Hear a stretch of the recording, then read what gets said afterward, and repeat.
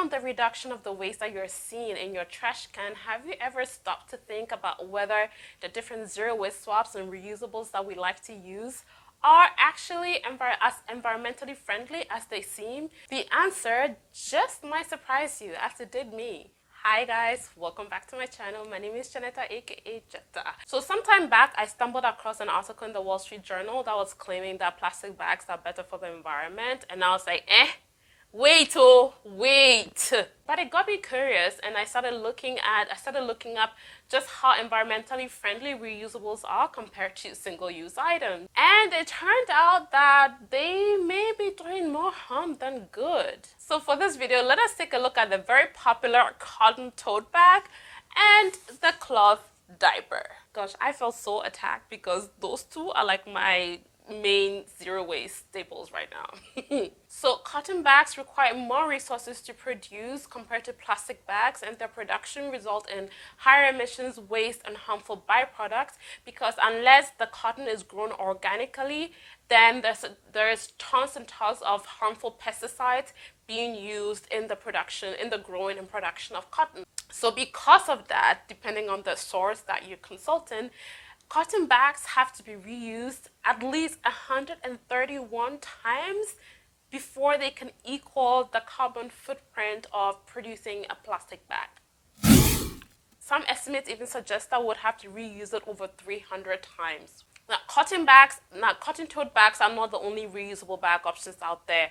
There's also those that are made from non-woven polypropylene, which is a more harder, durable kind of plastic, and those kind of bags have to be reused only about 11 times before they break even with the conventional plastic bags that you see around. So considering all this, the cotton tote bag that we're very, very fond of promoting as one of the first and easiest zero waste swaps that you make, in comparison to plastic bags, they may actually be the worst option for the environment. But, and this is an important and a big but.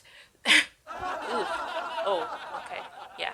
This is an important caveat. Cotton tote bags and reusable bags do not end up as litter on land and in the ocean as compared to plastic bags.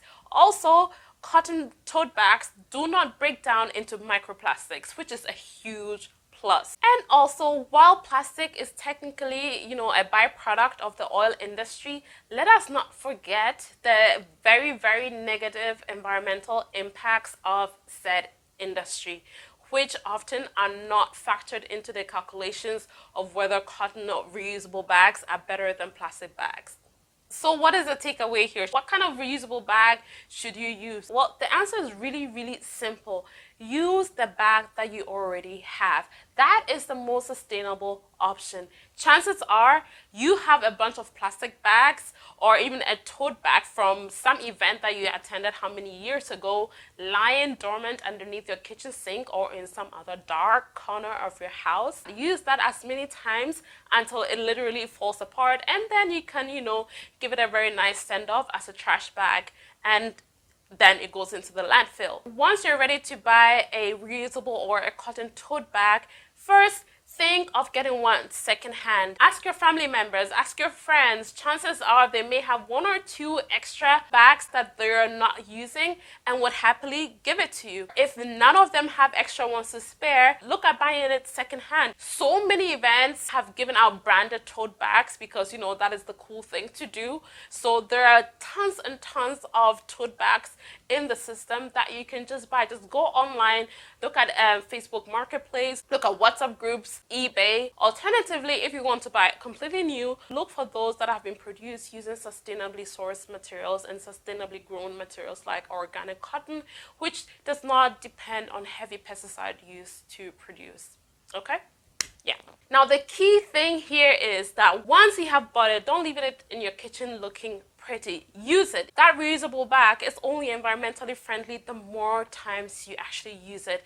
Keep it in your bag, keep it in your car, keep it in your bike basket, keep it next to your grocery list, keep it in any spot where you will remember to take it along once it is time to get groceries. Now let's take a look at cloth diapers, which I am using a lot these days because my son is just a year old, so he's still in diapers. So apparently in 2008, the UK Environmental Agency released a report comparing the life cycle of cloth diapers and disposable diapers, so comparing their manufacturing, their energy costs, and their disposal. And their findings seem to suggest that the frequently touted environmental benefits of using cloth diapers isn't so clear cut. So basically, both cloth diapers and disposable diapers require water, energy, and raw materials to produce. On the plus side, cloth diapers don't contribute to a lot of the waste that is ending up in our landfills, but on the other hand, it takes a lot more water to produce cloth diapers and